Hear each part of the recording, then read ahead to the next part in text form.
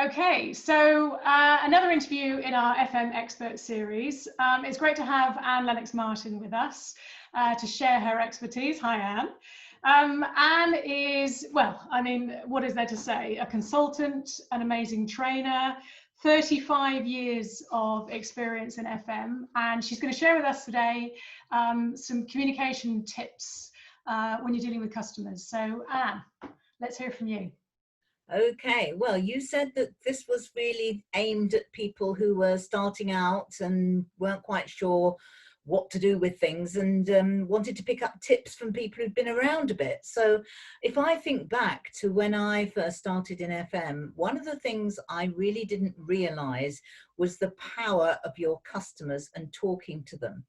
Because what I didn't realize was to get a good service, customers have to perceive that it's a good service. It's no good having it brilliant as you think it is, and then the customers think you're crap.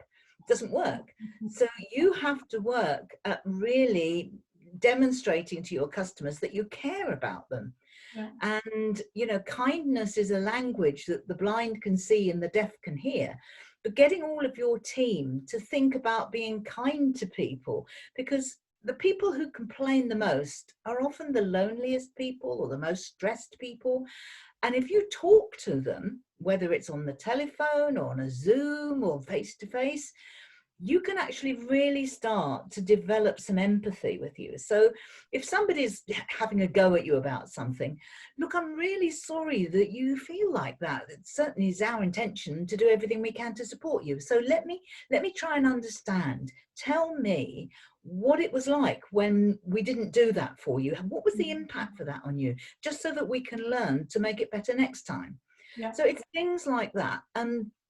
Whenever you're thinking about communication with customers, it's not just the word, whether it's the written word or the vocal word, it's about pictures. And everybody likes to see things visually. We know that communication, actually, you get a much higher click rate on videos than you do on documents. So think about videos for people. Think about sway presentations, which I'd never heard of, which is a really... I haven't, sway. It's spelled S-W-A-Y, and it's a graphic package that is really, you know, you can use photos and things like that, and it's much cheaper than trying to put a video together. And that's very useful as well. But think about posters, think about using colour, think about changing posters over. If you've got somewhere to put posters up, anywhere where people meet communally is great. And you can do things to actually enhance your customers' lives. We used to, when I was first working in a hospital, we used to have poetry for a lift. And we used to get a whole collection of poems that we printed out and we put them in a frame in the lift.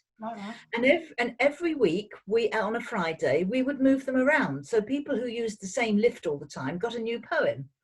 And it was incredibly, I mean, it was really inspirational. A lot of people, you know, emailed to say thank you. It's a bit like the poems on the Underground. Yeah.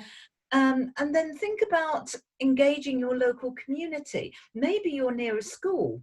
Maybe you can communicate with the school to say, we would love to have some of your artwork up. Maybe have a competition with them.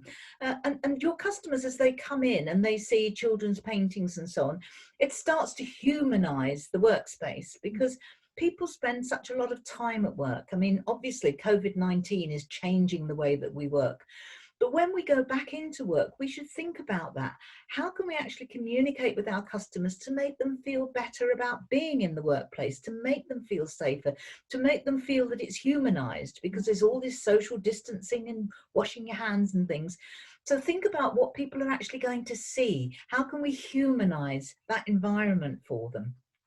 And that's really what I wanted to say, was just think about what do your customers want to hear from you.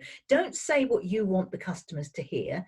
Think about, what does the customer want to know from you? What's important to them? And then tell them.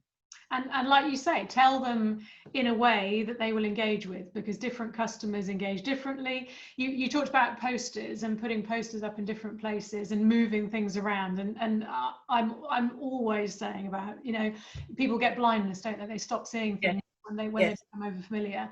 And one of the things I'd add to your point about sway and visuals are infographics. Yes. So, you know, rather than have a post, a sign or a notice that's saying this is happening this weekend or we're doing this, an infographic visual that you can do on things like PictoChart, completely free of charge. You can make, I mean, I've made them for training courses in 5 minutes just to illustrate how easy they are, and it engages people. Absolutely. Any kind of icon or graphic that tells somebody. I mean, we're getting so used to using things on our phones now, aren't we? The emojis. Yeah. And, you know, a picture tells 1,000 words. You know, the one that they came up with for care, which was just the face with 3 kisses. Yeah.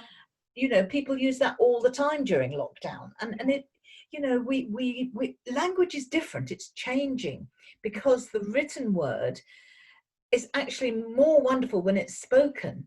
So we're using our senses more than we are our, what we call in NLP terms, audio digital, which is that part of our brain which likes process and documentation and things like that.